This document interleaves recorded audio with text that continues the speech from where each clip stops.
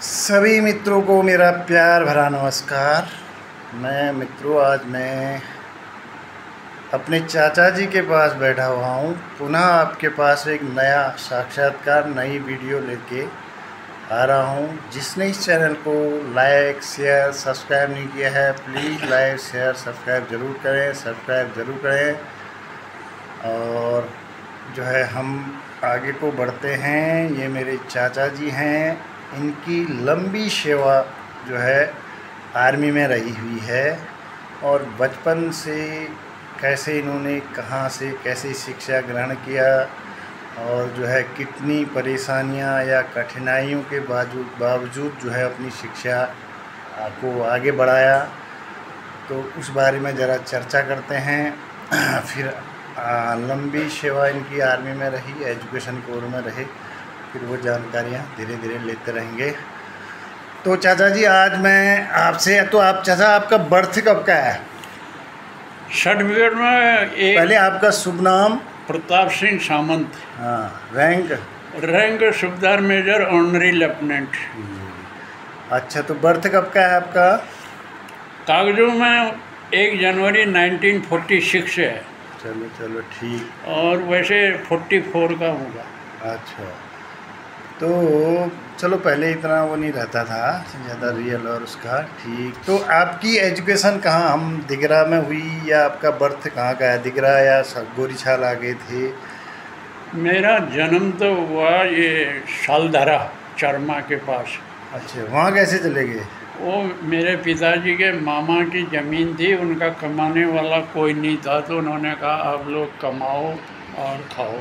अच्छा, तो दिगरा में थोड़ा ज़मीन की कमी हुई, तो वहाँ उस समय पॉपुलेशन ज़्यादा हुई, तो अच्छा राशन का दिक्कत होती हुई, तो वहाँ पे ठीक ठाक ज़मीन थी? फिर ठीक ही रहा, उधर मतलब खाने लायक हो जाता था? खाने का हाँ, खरीदने का तो सवाल ही नहीं। अच्छा, तो वहाँ कितने साल रहे? ये मेरे को पता नहीं है। अच्छा, उसके बाद फिर गोरीछाल चले गए? हाँ, जब गोरीछाल गया तो वो मुझे पूरी याद है, रास्ता कहाँ से कैसे गए। अच्छा, तो आप छोटे होंगे तब?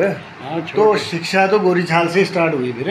शिक्षा गोरीछाल से नहीं हुई। गोरीछाल एक प्राइमरी बरम में था, एक पैया में था। अच्छा, तो वो मेरे वहाँ तक जाने की हिम्मत नहीं थी, पैदल जाना, पैदल आना दूर था। हाँ, तो सबसे पहले मुझे सांवली शेरा मामा के घर भेजा। अच्छा, तो वहाँ कुछ दिन रहा, वो पाठी हट्टी लेके पढ़ते थे। हाँ। फिर वहाँ से घर आया तो फिर मैं गया ही नहीं सांवली शेरा भी। अच्छा, सांवली शेरा में तो प्राथमिक विद्यालय था? बगड़ी हाट का था वहाँ। बगड़ी हाट वाला इतना पुराना है? हाँ। अच्छा, तो फिर वहाँ से घर आया तो कहीं गया ही नहीं, घर ही रहता था। हाँ। फिर वो हमारे ढूंगा तोली एक मामू रहते थे, उन्होंने कहा इधर पहुँचा दो। वहाँ गया तो वहाँ भी प्राइमरी में वही पट्टी और दवात वाले हुए, उनकी नातनियाँ हदनियाँ उनके साथ स्कूल जाता था। वहाँ से भी घर आया, 8-10 महीने रह के फिर गया ही नहीं। अच्छा, दूसरे के घर में उतना मज़ा नहीं आता, दब के रहना पड़ता है। फिर ऐसे घर में बैठा रहा, फिर भेजा मलान दिगरा। अच्छा, दिगरा कोट में धरदा के घर। हाँ। तो वहाँ अच्छा था, तो मलान के स्कूल में 2 में पढ़ता था। हाँ। तो वहाँ से घर गया, पता नहीं किसी त्यौहार के लिए, फिर मलान भी नहीं आया, घर ही रहा। तो उसी मलान का एक टीचर पैया पोस्ट हुआ। हाँ, ट्रांसफर में आए होंगे। ट्रांसफर में ये मित्तला का पाटनी जी, हरिदत्त पाटनी। तो पिताजी नीचे खेत में काम कर रहे थे, उधर रास्ते में थे, तो सफ़ेद कमीज सफ़ेद टोपी दे के बोले ये तो कोई अपने यहाँ का ही होगा। कहाँ से हो महाराज? उन्होंने कहा मैं तल्ला अस्कोट का हूँ। कहाँ? मलान मित्तला कहा। अरे हम भी तो वहीं के यहाँ। कहा पिताजी ने दिगरा के हैं। अरे तुम दिगरा के हो? कहा तो फिर चलो घर में। कहा घर में लाए, पानी पिलाया, चाय पिलाई। फिर मैं पानी चाय देने के लिए आया तो उसकी नज़र पड़ गई मेरे ऊपर। बोले ये कहाँ पढ़ता है स्कूल? बोला कहीं नहीं जाता, इसने सब जगह घूम घाम के घर में बैठ गया। फिर बोला कल से मेरे साथ चलेगा। ये जनवरी फरवरी की बात है। अच्छा। तो उसने सीधे मुझे 4 में रख दिया, 2 में छोड़ा था, 4 में रख दिया। फिर उसने अब रात वहीं स्कूल में डेरा मेरा भी, और वही खाना बनाता था, और हम लोग इंटरवल में वो लकड़ी डुगड़ी बटोरते थे, और पानी भी दूर था तो स्कूल के बच्चों से मंगा लेता था दिन में।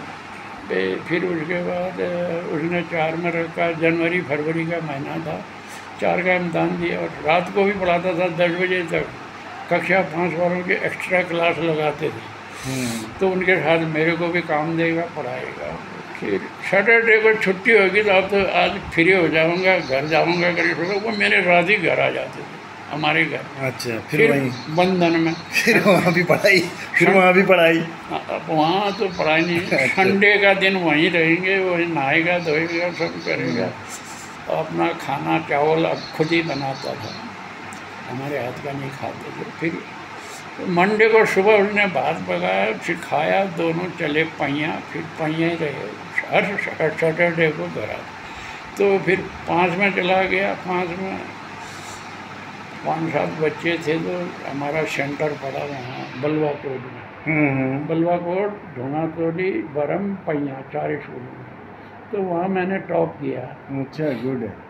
फिर उसके बाद फिर अब जूनियर पढ़ने के लिए कोई नज़दीक कहीं जमीयर नहीं हुआ वहाँ, या तो गरखा हुआ, या डीडीआर हुआ, या सिंगाली प्राइवेट स्कूल हुआ। सिंगाली भेजा, चाचा के घर में रहता था। तो वहाँ से आपके पिताजी और मैं क्लास फेलो बन गए 6वीं में। सिंगाली जाते थे। सिंगाली में प्राइवेट स्कूल था, पढ़ाई लिखाई चौपट थी, कुछ नहीं था। फिर 6 पास किया, 7 पास किया, फिर 8 में गए। सभी 6 लड़के थे। 9 में जब बोर्ड की परीक्षा हुई, उसमें सिर्फ एक लड़का ओझा पास हुआ, बाकी सब फेल हो गए। इतने में बरम में इन्होंने जूनियर हाई स्कूल खोला। अच्छा। प्राइवेट। तो वहाँ के प्रधान थे बरम के, उसने सारे इलाके का पता किया किसका बच्चा कोई बाहर पढ़ता है, कहाँ पढ़ता है, ये पढ़ता है। तो वो हमारे घर में आए, बोले यहाँ के बच्चे यहीं पढ़े, हम 6, 7, 8 साथ ही खोल रहे।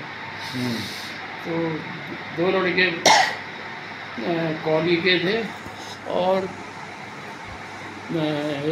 3 लड़के बरम के, एक में 6 लड़के थे। बरम में हमने पढ़ा, और थोड़ा सिंगाली से अच्छी पढ़ाई थी। तो फिर अच्छा, बरम में अच्छी थी। हाँ, एक देव सिंह पाल थे खेला के, वो इंग्लिश और ये क्या कहते हैं मैथ पढ़ाता था। और एक शास्त्री जी थे, वो हिंदी पढ़ाते थे। तो संस्कृत, छोटी छोटी संस्कृत थी। और एक और था गंधर्व चंद बंदरखेत। अच्छा। वो भी पुराने ज़माने का इंटर था, उन दिनों घर ही में थे।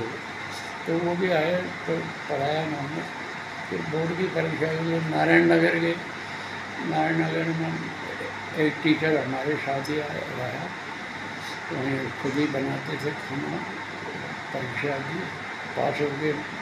मैं 2nd डिवीजन हुआ। 2 बरम के, एक विक्रम पाल और एक मास्टर जी का, प्रताप राम मास्टर जी का भतीजा था केशव राम। हम 3 पास हुए, और कॉली वाला एक बरम का उत्तम सिंह, वो 3 फेल हो गए। फिर ये किया, तो फिर केशव और विक्रम, मैं तीनों नारायण नगर चले गए 9th में एडमिशन। हमने कहा साइंस दो। तो हमारा जो साइंस का क्लास टीचर भोपाल सिंह भैंसोड़ा बलतीरा का था, तो उसने नहीं दिया हमारे को देखो। अच्छा। फिर आर्ट में ज्वाइन कर लिया। अच्छा, उन दिनों भी साइंस में देने के लिए अच्छे बच्चे ढूंढते थे। अच्छे बच्चे ढूंढते, वो पहले से परंपरा रही है, मतलब साइंस में अच्छे बच्चे रखो। तो उसके बाद मैंने बुक खरीद ली, और ये क्या बोलते हैं, कापियाँ, सब स्टेशनरी खरीद ली। 1 महीना पढ़ाई शुरू हो गई। 1 महीना हो गया, तब वो साइंस के क्लास टीचर ने कहा साइंस लेने है तो चलो मेरे क्लास में साइंस ले लो साहब, हमने कहा अब नहीं लेते। फिर 9th किया और अपना डेरा बना के 1-2 लड़के साथ में मिल के अब खुद ही खाना बनाते थे, घर से राशन ले जाते थे। उसके बाद फिर 10th पास किया, फिर चला गया हॉस्टल में। हॉस्टल कहाँ? नगर में। अच्छा, हॉस्टल सुविधा थी तब भी? हाँ, 2 मंजिला हॉस्टल था। अच्छा। 18 कमरे थे। हाँ। एक कमरे में 4 बच्चे आते थे। मतलब हॉस्टल का लंबी चारपाई थी, एक का मुंह उधर, एक का इधर, पाँव साथ में। अच्छा, हॉस्टल में पढ़ाई का अच्छा माहौल होता था? ठीक ही था फिर वहाँ पर। अच्छा। ऊपर के भोटिया लोग भी थे, पांगू हंगू से हाई स्कूल करके आते थे, कोई 6ठी में भी आते थे, धारचूला साइड के आते थे, उधर थल हल के सब आते थे, और ये नेपाल के आते थे। नेपाल के बड़े अच्छे अच्छे घर के लड़के आते थे, उक्कू के पाल। तो वहाँ पढ़ाई बढ़िया होती थी नारायणनगर में। अच्छा। फिर हॉस्टल में टर्न होता था, एक दिन मैंने खिलाना है, 50 बच्चे हैं तो मेरा 50वें दिन मेरा नंबर आएगा, फिर रोटेशन चलेगा। तो 50वें दिन आपका आएगा तो आपने क्या क्या करना है उसमें? घर से चावल ले जाना, आटा ले जाना, दाल ले जाना और नमक हल्दी। अच्छा, पूरे बच्चों का खाना एक देगा? एक देगा। अच्छा। उस दिन मैंने खिलाया। तो गवर्नमेंट की तरफ से कुछ नहीं था फिर इसका मतलब? कुछ नहीं, एक खाली बिल्डिंग थी सरकार। इसका मतलब सब बाकी। और एक पंडित रखा था, खाना बनाने वाला, गरीब था बेचारा। एक बर्तन धोने के लिए, बर्तन वही कुकिंग के बर्तन ही धोता था वो, हमारे बर्तन नहीं धोता। तो वो उसके साथ हेल्पर हुआ। तो 2-3 रुपया लेते थे मंथली। और फिर वहाँ पर 10th पास करके इंटर में मैं हॉस्टल में रहा। फिर इंटर किया तो। अच्छा, इंटर भी आपने नारायणनगर से किया? हाँ। अच्छा। उस टाइम पे धारचूला इधर उधर कहीं खुल गए थे इंटर कॉलेज? ना, कहीं नहीं था, केवल नारायणनगर। एक नारायणनगर, एक मुंशियारी, और धारचूला में? धारचूला में पिथौरागढ़ में MA खुला नहीं। अच्छा। और नौकरी के लिए हमें कुछ पता नहीं हुआ दीन दुनिया का। कहाँ क्या करना है। और नीचे मैदान में कॉलेज से टूर में आए थे, वो तब ये ट्रेन देखी थी।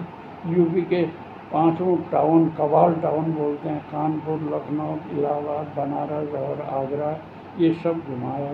17 दिन में वापस गए। 10-15 रुपये हमसे लिए, बाकी सब खर्चा सरकारी था। फिर 11th में पढ़ रहे थे तो जिनका 6th का अच्छा रिजल्ट है वो 5 लड़के हमारे कॉलेज से छांटे, 5 GIC पिथौरागढ़ से। तो 10 लड़कों को लेके हमारा एक इंस्ट्रक्टर था ओगला का, हवलदार करेक्शन, वो ले गया हमें मसूरी। वहाँ 1 महीने का कैंप लगा। हमको कहा तुम लोग पास हो। वहाँ कैंप करके आए। फिर 12th पढ़ा वहाँ से, 2nd डिवीजन पा लिए। पिथौरागढ़ से फिर BA किया। तो BA करने के बाद 2 साल ऐसे रहा। वो बरम से वो जो जिनको हमको संस्कृत, अवस्थी जी थे, संस्कृत और हिंदी पढ़ाते थे, शास्त्री को। चलो मेरे स्कूल में, या खाली घर में बैठ के क्या रहता है, तो उधर पढ़ा। फिर उसके बाद 5-6 महीने रहा तो तनख्वाह कोई नहीं है, कुछ नहीं, 0। कभी एक विंडो दे लो, कभी एक पारो दे लो, कभी एक त्यों तो दे लो। बहुत इतना वहाँ किया। फिर ददा था लखनऊ में, तो मैं सीधा घर वालों से खर्च मांगा, लखनऊ चला। लखनऊ में अब भर्ती दफ्तर में। और अच्छा, लखनऊ आप ताऊ जी के साथ गए? हाँ, अकेला गया सीधा। अच्छा। वो वहाँ था। उससे पहले मैं एम्प्लॉयमेंट में नाम लिखाया था। BA करने के बाद एक पोस्ट आई मेरे को, आप सीधे वहाँ जाओ, धारचूला रिपोर्ट करो, स्टोर कीपर, 103 रुपया पर मंथ मिलेगा। मैंने गया, 103 रुपया में क्या करूँगा। और बैंक का टेस्ट दिया मैंने पहले नैनीताल में, और रिटर्न दे गया है। 1 महीने बाद इंटरव्यू के लिए कॉल कर दिया, आप रिटर्न में पास हैं, इंटरव्यू में गया तो गोल हो गया। फिर पिथौरागढ़ में फिर बैंक की वैकेंसी खुली, उसमें टेस्ट दिया, रिटर्न पास हो गया इंटरव्यू। फिर एक हमारे शास्त्री जी थे देव सिंह हाई स्कूल के, मलान के देवी था, तो उन्होंने कहा इधर आकर तो 1,000 रुपये का बंदोबस्त कर सकता है। मैंने कहा मुझे टाइम चाहिए, घर जाके इधर उधर रुपये जो कर लूँगा का। और उनके मकान में एक हेड क्लर्क रहता था, कैशियर पिथागर SBI का किराए में। उससे उन्होंने सोचा इसको पटाऊँगा, इससे कर। वो अपना एक घर पंजाब से लाया था अपना आदमी।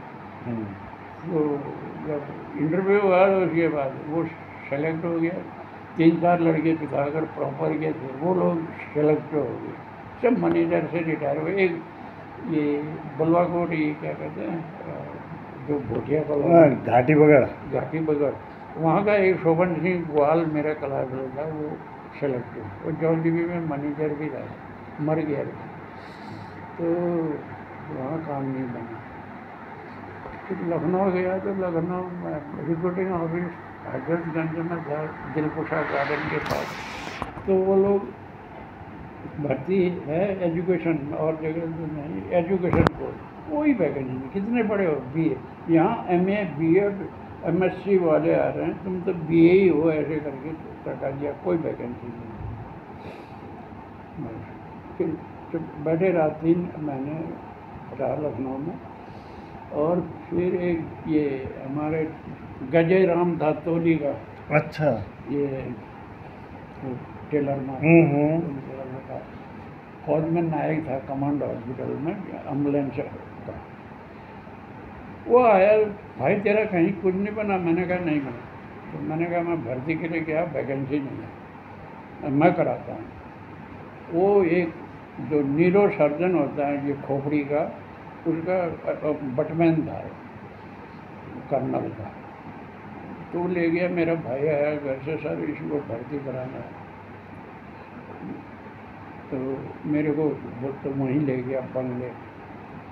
तो उसने कहा बेटा फौज में मत जाओ, और देखो इधर वैकेंसी पूरे इस इलाके में एम्प्लॉयमेंट में नाम लिखाओ, पेपर में देखो, कहीं भी सिफारिश की जरूरत है मैं सिफारिश कर दूँगा। अच्छा। और फौज में आज तुम यहाँ हो, कल लद्दाख, फिर पांचो वहाँ अरुणाचल, फिर कहीं न परिवार के साथ रह सकते हो न कुछ। तो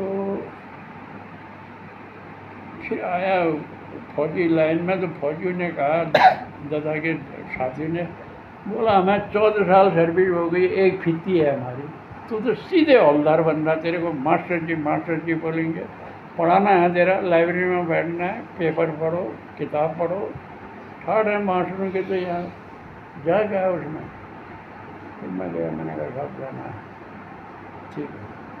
उसने कहा भर्ती दफ्तर में एक डॉक्टर शर्मा है कैप्टन, उससे मिलना। मैं गया हूँ, 2 डॉक्टर थे, एक मेजर था भगत, एक भगत छुट्टी में था। तो कैप्टन शर्मा ने बोला क्या बोल रहे हैं ये भर्ती वाले? मैंने कहा साहब वो बोल रहे हैं कोई वैकेंसी नहीं है। तो ठीक है आप बैठे रहो, आप अपना एड्रेस लिख जाओ। फिर एड्रेस दिया मैंने। उसने कहा जैसे भर्ती आएगी एजुकेशन की तो ये भर्ती करेंगे, तो मैं किसी को नाक में, किसी को कान, किसी को गले में, हेल्प होते हैं कर्मचारी सिविलियन, वो आ गया हमारे जहाँ में रहता। बोला आपको डॉक्टर साहब ने बुलाया, बोला खड़े हो जाओ।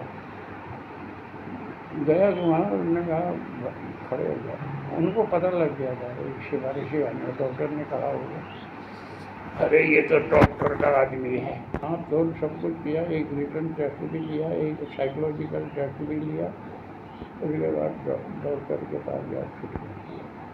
उसके बाद फिट हो गया, वारंट दे दिया पचमढ़ी का, और 10 रुपया रास्ते का खर्च दिया, और मोमेंट ऑर्डर दे दिया, जाओगा। एक पियोन लगाया, इसको तोड़ा के इनके हाथ में देंगे। वहाँ दोनों गए, तो जैसे वारंट टूटा तो रिक्रूटिंग ऑफिसर पीछे से आ गया, बोला आप नहीं जा सकते। बोला आप डायरेक्ट हौलदार बना रहे हैं, आपका करेक्टर सर्टिफिकेट चाहिए मजिस्ट्रेट का। तो आपको हमने कसम भी खिला दी है, तो पहले शेड्यूल लो। फिर वो कर्नल साहब को बताया, उसने केसर बाग में कलेक्ट्रेट में एक secretary board of revenue UP का था, ISLD भार्गवा, उसको फ़ोन किया ऐसे एक बच्चे का करेक्टर सर्टिफिकेट बनाओ। तो उसने करेक्ट, मैं गया दूसरे दिन, एक फौजी मेरे साथ आया, उसने कहा उसको हेल्पर को कहा मैंने मजिस्ट्रेट साहब से मिलना, उसने बताया तो बोला भेजाऊँगा। हाँ आप ही कर्नल साहब ने भेजा, तो मैंने कहा ये को बुलाया, इनका करेक्टर सर्टिफिकेट बनाया, ठक ठक ठक ठक करके टाइम करके मोहर लगा के दर्शन करा के पकड़ा। अब गया रिक्रूटिंग ऑफिस, दिया, वो फिर JRO का जो सीनियर पूरे यूपी का होता है उसके पास ले गए। बोले ये पिथौरागढ़ गया और लखनऊ से करेक्टर सर्टिफिकेट, ये नहीं चलेगा, पिथौरागढ़ जाओ, पिथौरागढ़ अपने जिले का लाओ। ये भगवान परेशान कर दिया। फिर गया पिथौरागढ़, सीधा कलेक्ट्रेट टकन्ना में गया। वहाँ एक बाबू था स्टेनो, देवी चंद, बड़ा लोग था, उसको जब पढ़ता था तब से जान पहचान थी, पाल की वजह से, उसकी बुआ का लड़का था। अरे तुम कहाँ से आया पढ़ता? मैंने कहा ऐसे ऐसे का। बोले आज तो DM साहब नहीं आएंगे। अब उनका ऑफिस वहाँ भी चलता है, एक बाबू है वहाँ, और DM साहब अपने जो एक जरूरी काम वहीं भाटकोट में गया। भाटकोट उधर ही एप्लीकेशन लिखा, मैंने एप्लीकेशन लिखा, उसके नीचे लखनऊ वाला सर्टिफिकेट लगा, मजिस्ट्रेट, उसके नीचे प्रिंसिपल डिग्री कॉलेज का लगा, उसके नीचे भर्ती का जो कागज मिला था वो लगा। उस रंग राजन वासुदेवन था वो DM, मद्रासी था, बच्चा ही था, लंबा पतला काला। आप इनको कैसे जानते हैं? लखनऊ के मजिस्ट्रेट। सर मैंने कहा 3 महीने की छुट्टी हुई, लीव वैकेंसी में उनके दफ्तर में काम किया मैंने। उसने लाल शाही से इश्यू लिख दिया, PA ने ठक ठक ठक ठक टाइप किया और फिर दे दिया मेरे को। फिर गया लखनऊ, फिर 2-4 दिन बैठा, मैंने कहा अभी तो नहीं जाता हूँ, बहुत थका दिया इन्होंने, और तो इनका पार करेगा भाई। फिर 16 सितंबर को मैंने उनको पेपर दे दिया, 68 बाद। फिर उन्होंने कागज़ बनाए दोबारा, फिर जाओगा, फिर पटवारी पड़ता। अच्छा, तो पंचमढ़ी में आपकी ट्रेनिंग हुई है एजुकेशन की, तो वो कितना चलती है? क्या 26 हफ्ते चली बेसिक ट्रेनिंग। अच्छा, पहले हम जल्दी पहुंच गए तो मेरे 30 हफ्ते लगे वहाँ प्लाटून पूरी होने तक। अच्छा, फिर 26 हफ्ते बेसिक ट्रेनिंग की, जाने के दूसरे तीसरे दिन ही मेरे को लंगर कमांडर बना दिया। लंगर में रहा, मैंने कहा मैं नहीं जानता हूँ ये लंगर कमांडर क्या, तो वो बोलता है उधर जाके सब पता लग जाएगा। अच्छा। फिर मेरा काम हुआ खाना बांटना, एक पीरियड पहले छोड़ देते थे, अपना खाना वाना खाया, कपड़े उतारे, फिर खाना खाया, फिर उनको खाना बांटा, कंट्रोल आइटम बांटना हुआ मुझे, मीट है, दही है, खीर है, दूध है, सब्जी है, और रोटी चावल रख देते जो जितना खाना खा। अच्छा, बाकी जो आपकी ट्रेनिंग होती है ना, उसमें सब्जेक्ट में क्या होता था? आर्मी के बेसिक ट्रेनिंग में तो ठीक है, बेसिक तो ये हो गया, हथियार भी हो गया, वो भी हुआ। फिर 26 हफ्ता पूरी करने के बाद 28 दिन की छुट्टी देते थे। उन दिनों हमें 100 हौलदार रैंक की पेंशन मिलती थी, फीती नहीं लगाते थे, पेड एक्टिंग हौलदार। 20 रुपये रैंक पे मिलती थी। 144 रुपये 8 आने में मैं भर्ती हुआ। अच्छा, स्टार्टिंग रिक्रूटिंग में कब? 90 ये आपका ये 68-69 में ना। तो वहाँ से फिर हमको वहाँ ट्रेनिंग, बेसिक ट्रेनिंग हुई, तो फिर कंपनी में बड़ा खाना करके हमें बैंड बजा के दूसरी सामान गाड़ी से गया दूसरी कंपनी में, और हमें बैंड बजा के पैदल पहुँचा के आए उस कंपनी में। फिर वहाँ एजुकेशन ट्रेनिंग होती है। एजुकेशन में अच्छा, आर्मी से मतलब रिलेटेड हुआ? ना ना, हाँ। ये सब हुआ सब्जेक्ट। कोई हिस्ट्री भी, अच्छा, इतिहास, भूगोल, नागरिक शास्त्र और इंग्लिश, हिंदी, ये सब सब्जेक्ट हुए। अच्छा, एक चीज़ आप मेरे को ये गणित। हाँ, एक चीज़ आप मेरे को ये बताइए, जैसे हमारे यहाँ, मैं भी शिक्षा विभाग से हूँ, तो हमारे यहाँ जैसे हमारी क्वालिफ़िकेशन है, जब जॉब मिलती है क्वालिफ़िकेशन हुई, उसके बाद हमको बीच बीच में ट्रेनिंगें दी जाती है। इसलिए ट्रेनिंगें दी जाती है जो नई चीज़ें क्या चीज़ हो रही, नए नए सिस्टम जो पढ़ाने के क्या हो रहे हैं, ये है। हाँ, वो वैसे शिक्षण सिद्धांत पढ़ाते हैं। तो शिक्षण उसके अलावा मेरा कहने का मतलब ये है कि जैसे आर्मी में एजुकेशन टीचर जो रखे गए, वो यहाँ से जब भर्ती होता है आर्मी जवान, तो वो तो क्वालिफिकेशन में हो रहा है, जैसे हाई स्कूल पास है, इंटर है। एक ही नया सब्जेक्ट होता है वहाँ, मैप रीडिंग। अच्छा अच्छा। मैप रीडिंग पढ़ाते हैं शुरू से, हाँ। क्योंकि हमने यूनिटों में जाके पढ़ाना है ना। आर्मी वालों को क्या ज़रूरत पड़ी वहाँ जाके भी फिर सिपाहियों को दोबारा पढ़ाने की क्या ज़रूरत पड़ी? मतलब हमको टाइम पे। हाँ, आप लोगों का मेन काम क्या हुआ वहाँ? सिपाहियों को पढ़ाना, जवानों को। सिपाही से हवलदार, कभी कभी जेसीओ भी आ जाते हैं, कभी कभी अफसर भी आ जाते हैं मैप रीडिंग के लिए, जो यूनिट के नए अफसर आते हैं। मैप रीडिंग तो चलो ठीक है, अन्य सब्जेक्ट भी पढ़ाने पड़ते हैं? अन्य नहीं है, वो यूनिट में सारे सब्जेक्ट पढ़ाने पड़ते हैं। वो क्लास होती हैं, सबसे छोटी क्लास हुई आरटी, रिक्रूट टेस्ट, वो सेंटर में करके आते हैं। उसके बाद थर्ड हिंदी बोलते हैं, थर्ड हिंदी, उसमें ये छोटा मोटा आजकल भी होता होगा। आजकल भी है, जो अनपढ़ है, जो रिमोट एरिया के हैं, ना ना, अब हाई स्कूल पास जो नहीं है उसको क्लास में आना ही पड़ेगा। अच्छा, अब तो शायद समाप्त हो गया है स्कूल। नहीं, समाप्त नहीं हो, अभी है कहीं कहीं? बिल्कुल है अच्छा। समाप्त। अच्छा, जो हाई स्कूल करके आएगा या इंटर करके आएगा, अरे उसको कुछ जरूरत नहीं है? बीएससी एमएससी करके भी आएंगे, उनको वो मैप रीडिंग तो खैर किसी को भी करने पड़ेगी, क्योंकि वो सब्जेक्ट तो हमने उनने कहीं पढ़ा है।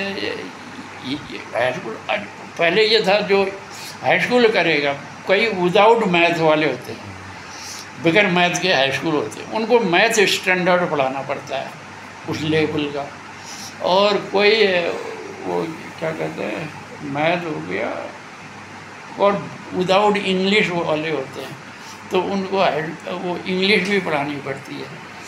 तो अच्छा, मेरे कहने का मतलब ये भी, जैसे आर्मी में समय समय पर नई टेक्नोलॉजियाँ आ रही, नई चीज़ें आ रही, उस चीज़ की भी जानकारी देते हो? वो हथियार वहाँ के, और उनकी टैक्टिक फैक्ट्री से हमारा कोई मतलब नहीं है। उनके इंस्ट्रक्टर अलग होंगे। हाँ, उनके ही होते हैं, वो मऊ बेलगांव उनको ट्रेनिंग कराते हैं, वो कोर्स अलग करते हैं। हमारा तो वही एजुकेशन से संबंध हुआ। अच्छा, तो इतनी सर्विस के बाद आप जो है ज्वाइन, आप कहाँ कौन कौन सी जगह पे आपने? सबसे पहले मैं, आपकी पूरी सर्विस कितनी रही? मेरे 29 साल 3 महीने 15 दिन। अच्छा, 29 साल। क्योंकि एज हो गई थी, इसलिए 2-2.5 साल पहले आना पड़ा। तो आप कौन कौन सी जगह में रहे? सबसे पहले मैं वहाँ पचमढ़ी में स्टोर कीपर था, क्वार्टर मास्टर का, तो उससे बढ़िया बनती थी, उसके पहचान के रिकॉर्ड में कलर के थे। सुबेदार मेजर मेरी पोस्टिंग इन्होंने करती थी रजौड़ी 5 यार्ड में। मैंने कहा सर मेरी धारचूला कर दो, पिथौरागढ़। उसने कहा बच्चों वहाँ तो फील्ड में पहली पोस्टिंग फील्ड जाते हैं, फिर बाद में पीछे। मैंने कहा मेरे यहाँ फील्ड ही है। फिर उसने उसको बताया तो उसने सीधा वहाँ काट के धारचूला कर दी फर्स्ट। अच्छा, आपने कहा घर के नज़दीक शौक हुआ, चलो घर के नज़दीक। पर धारचूला में मैं बहुत दुखी रहा। अब धारचूला से गया बड़ा खुश रहा। धारचूला से जिससे कोई घर में नहीं आता वो भी वहाँ पहुँच जाए। तो अच्छा, धारचूला के बाद फिर कहाँ रहे? धारचूला 3-4 साल करने के बाद फिर गया मैं सिकंदराबाद। सिकंदराबाद में रहा 1-1.5 साल। फिर वहाँ से वो यूनिट मूव हुई, पहले अबोर गई, अबोर पंजाब में है, फिर फरीदकोट गई, फरीदकोट से फिर वो सेमी फील्ड था। मैंने एप्लीकेशन लगा, मैं तो PGO है मेरा, सेमी फील्ड में नौकरी कर रहा हूँ। मेरे अफसर ने स्ट्रांगली रिकमेंड करके पचमढ़ी भेज दिया। 15 दिन में पोस्टिंग आ गई। मैंने लखनऊ दिया था स्टेशन, तो लखनऊ मिल गई। फिर लखनऊ में रहा। फिर वो लखनऊ में 1-1.5 साल में वो यूनिट टूट गई, 80 बटालियन एनिमल ट्रांसपोर्ट, वो टूट गई। तो फिर वहाँ पर एक राजपूत पलटन खड़ी हुई, उसमें पोस्ट किया। वो फिर वहाँ पूरी यूनिट तैयार हो गई। फिर उदयपुर गई राजस्थान। फिर मैं उदयपुर गया। उदयपुर से बेंगलोर कमांड स्कूल में वैकेंसी आई। मेरा ज्योग्राफी सब्जेक्ट था, BA में ज्योग्राफी का इंस्ट्रक्टर नहीं था, तो कमांड स्कूल में गया। कमांड स्कूल में चलता है 9th 10th 11th 12th 4 class चलती है, और ये क्लास होती है 6-6 महीने की, 6-6 महीने में, और वो बिल्कुल इक्विवेलेंट सिविल के 10th पास 12th पास बराबर मानी जाती है, NCERT CBSE सिलेबस। तो वहाँ रहा कमांड, वहाँ से पोस्टिंग आ गई। मेरा अफसर तो बहुत कर रहा था, मत जा, मैं रोकता हूँ तेरे। मैंने कहा सर फील्ड काटना ही है, फिर आज नहीं काटूंगा तो फिर काटना ही पड़ेगा। अरे रिकॉर्ड को मैं जवाब दूंगा, ये होगा ना। फिर मैं चल दिया, करीब 4-5 महीने फालतू रह गया, ओवर स्टे। फिर सिक्किम गया, सिक्किम में बर्फीले इलाके में काटा वहाँ से फिर वो यूनिट मूव हो गई अमृतसर में रहा 1-2 साल।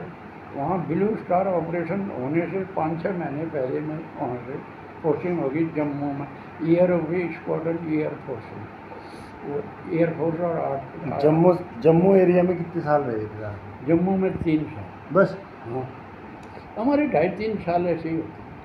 तो पहले वहाँ फिर 1 साल रहा। जम्मू कश्मीर में ज़्यादा आर्मी हुई ना, इसलिए कह रहा हूँ मैं, कभी इस बटालियन में कभी उसमें नहीं आया। रोटेशन तो चलेगा कोर वालों का। हाँ। और 2.5-3 साल में पोस्टिंग जाएगी। तो फिर वहाँ पर प्रमोशन में नंबर आ गया कैडर के लिए, पचमढ़ी कैडर करने गया। वहाँ से कैडर कर गया तो भाई उस समय एक कोर खड़ी हो गई, आर्मी हेडक्वार्टर बर्बाद डंडा दे रहा है, स्ट्रेंथ पूरी करो, स्ट्रेंथ पूरी करो। तो वहाँ कैडर किया। कैडर में कई हमारे साथ वालों को कोई खड्डा पार नहीं कर पाता था, कोई रास्ता नहीं चढ़ सकता था।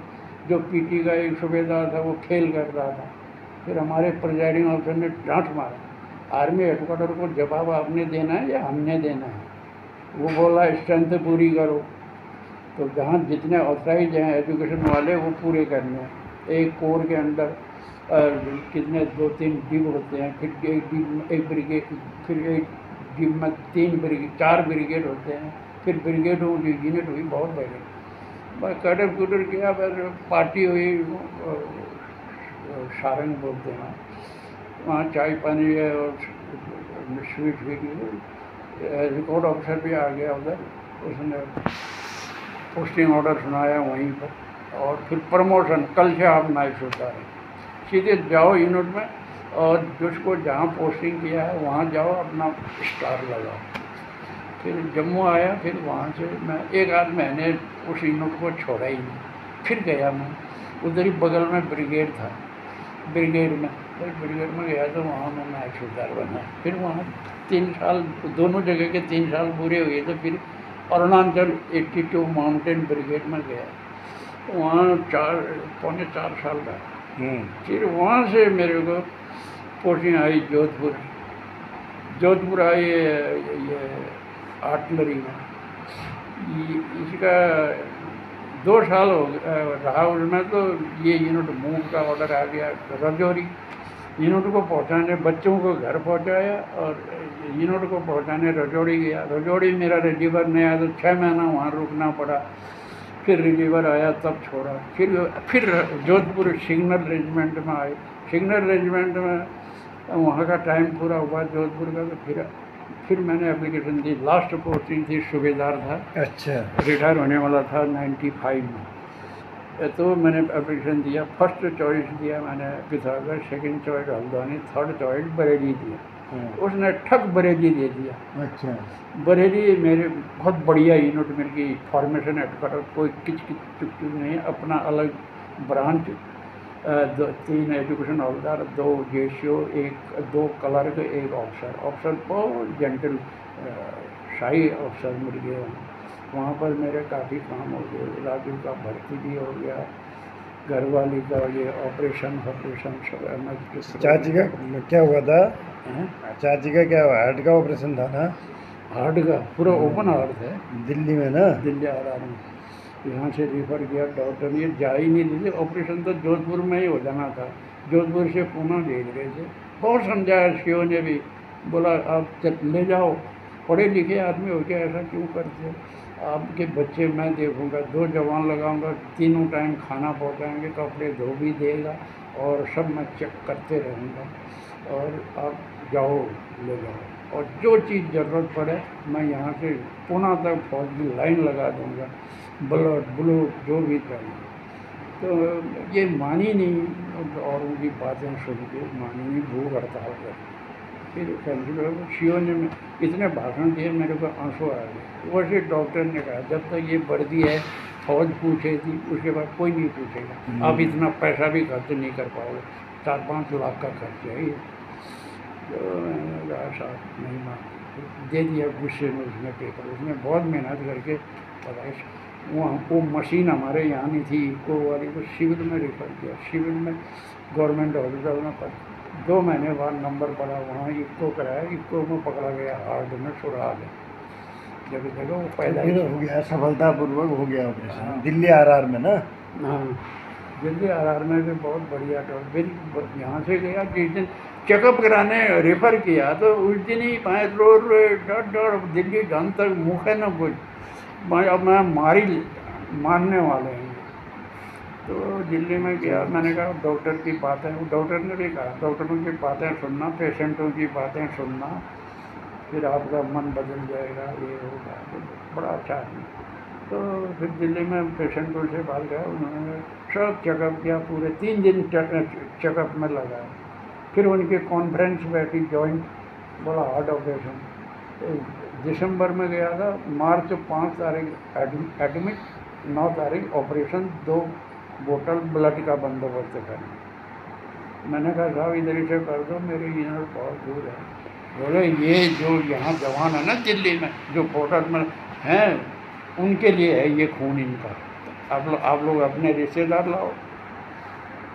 फिर मैं बरेली आया, फिर बरेली में कर्नल साहब बोला सर मुझे 3 जवान चाहिए। अरे 3 क्या, पूरी क्लास ले जाओगा। फिर उनका चेकअप कराया यहाँ से, फिर दिल्ली ले गया, उनका वारंट।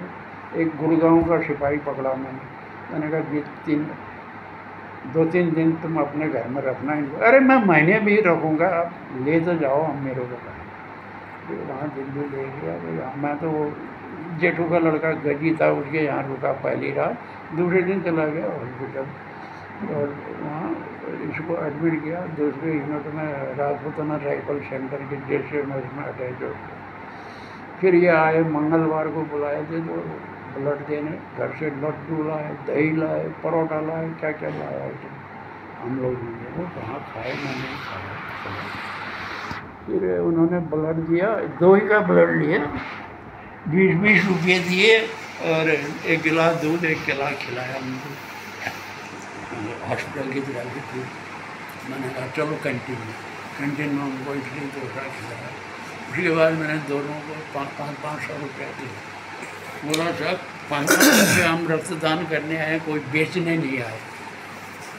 तो उन्होंने फिर आगे इधर पास कर देना का। मैंने कहा तुम पास।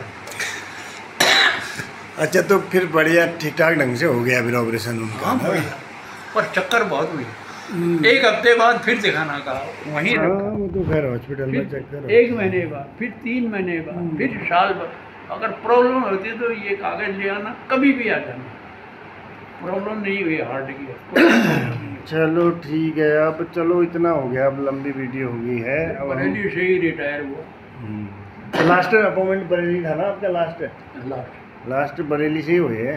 तो प्रमोशन सुबेदार से प्रमोशन बरेली में हुआ आपका? हाँ, सुबेदार मेजर बरेली में। सुबेदार मेजर बरेली में। हाँ, मैं तो नहीं तो 3 महीने रह गए थे, तब तक जितने डॉक्यूमेंट गए थे पेंशन के लिए वो सब वापस आ गए, प्रमोशन ऑर्डर आ गया।